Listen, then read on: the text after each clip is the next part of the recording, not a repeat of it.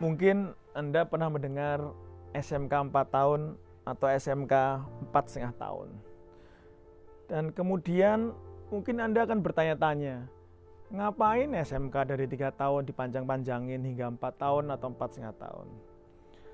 SMK itu atau vokasi itu, kalau bisa ya singkat saja, ringkas, dan langsung menghasilkan lulusan yang tidak mengecewakan industri dan dunia kerja. Nah, dalam hal ini, konteksnya adalah bukan SMK-nya dipanjangin hingga 4 tahun, tetapi SMK-nya tetap 3 tahun, tetapi digabung dengan perguruan tinggi, yaitu D2.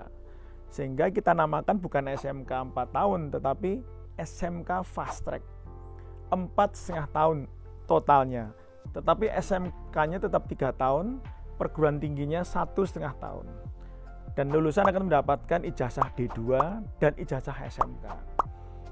Kalau seorang anak SMK tetap menginginkan dia 3 tahun lulus dan langsung kerja, itu juga bisa. Dan ini memberikan kebebasan bagi anak-anak SMK untuk memilih. Kalau dia merasa cukup 3 tahun saja lulus dan bekerja, maka dia bisa bekerja. Tidak wajib untuk meneruskan hingga SMK Fast Track 1,5 tahun. Namun, apabila dia ingin meningkatkan kompetensinya hingga lebih ahli dan lebih kompeten, dan tentunya nanti akan mendapatkan penghargaan yang lebih tinggi dari industri dan dunia kerja, dalam hal ini gaji dan income, maka bisa saja dia memilih untuk melanjutkan hingga D2 yang hanya cukup menambah 1,5 tahun saja. Dan penambahan 1,5 tahun ini mayoritas adalah program magang di industri atau dual system. Bukan saja hanya bekerja di industri, tetapi bekerja sambil kuliah. Penambahan 3 semester, setelah 6 semester di SMK, ditambah 3 semester di perguruan tinggi, kuliah itu hanya 1 semester saja. 2 semester akhir itu magang, dan sifatnya adalah apprenticeship program atau dual system yang menggabungkan antara bekerja sambil belajar.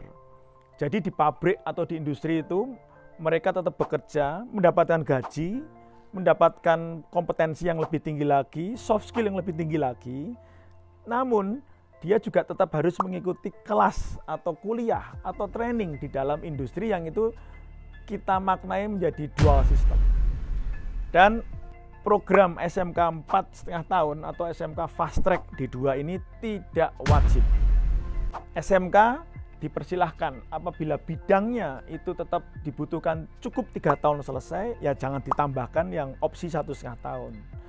Namun apabila dirasa kalau ditambahkan dengan 3 semester, yang 2 semesternya itu magang di industri dan nanti lebih matang secara kompetensinya, secara soft skill-nya, secara attitude-nya, integritasnya, pengalaman kerjanya, yang akan membuat industri lebih cocok lagi dengan lulusan yang lebih kompeten ini, maka silakan ditambah. Tapi untuk menjadi SMK Fast Track ini syaratnya juga tidak mudah. Syaratnya cukup challenging, yaitu harus ada pernikahan, tidaknya 2 menikah tetapi segitiga atau pernikahan segitiga. 1 tentunya SMK, yang kedua industri, dan yang ketiga adalah kampus vokasi, entah itu politeknik atau universitas atau institut yang memiliki prodi D2, karena mereka lah yang akan memberikan ijazah D2. Pernikahan segitiga ini harus wajib dilakukan untuk mengembangkan SMK Fast Track D2 ini. Pernikahan segitiga ini itu mewajibkan sejak awal duduk bersama, menyusun bersama, dan menyetujui bersama kurikulum. Kurikulum dan kompetensi lulusan yang memang diciptakan itu harus firm dari awal. Lulusan ketika nanti lulus, industri juga sudah siap untuk menyerap. Artinya apa? SDM yang dihasilkan itu memang sesuai dengan pesanan industri, yaitu SDM lulusan D2 SMK Fast Track ini.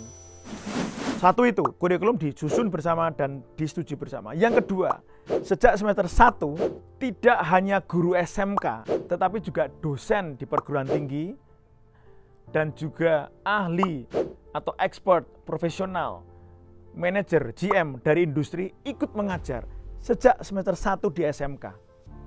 Sehingga setelah kurikulum dibikin bersama, sejak awal diajar bersama, Maka sejak semester 1 atau 2, industri itu sudah bisa melihat siswa mana yang nanti akan dia tawari untuk magang di perusahaannya.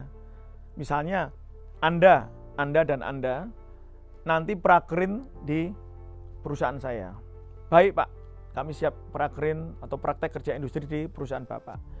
Kemudian semester depan, bertanya lagi lah Bapak itu ke ketiga anak itu. Oke, masih yakin, masih firm kan? Nanti magang di tempat saya atau prakerin di tempat saya. Oh iya Pak, tetapi kami ditawarin Pak, prakerin di perusahaan yang lain. Bisa saja Bapak atau manajer itu berpikir, tetap aja magang atau prakerin di tempat saya, nanti saya beri beasiswa di semester depan hingga magang di tempat atau prakerin di tempat saya. Nah, di sini akan terjadi sebuah situasi atau ekosistem yang sangat kondusif bagi semuanya.